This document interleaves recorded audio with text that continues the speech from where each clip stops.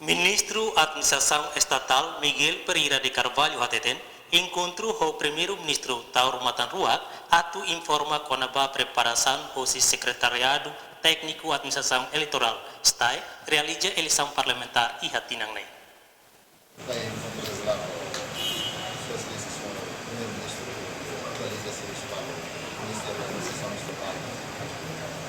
Principalmente da preparativos de solução geral do interesse que se realiza de 21 de maio.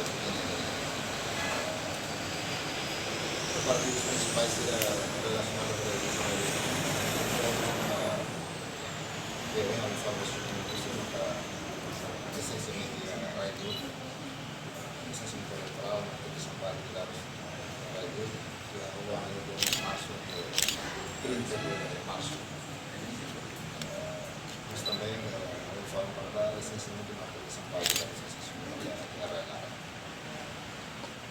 Para além da indústria, para ser quando está, preparativos logísticos serão para a eleição, que o princípio está essa hora eleitoral e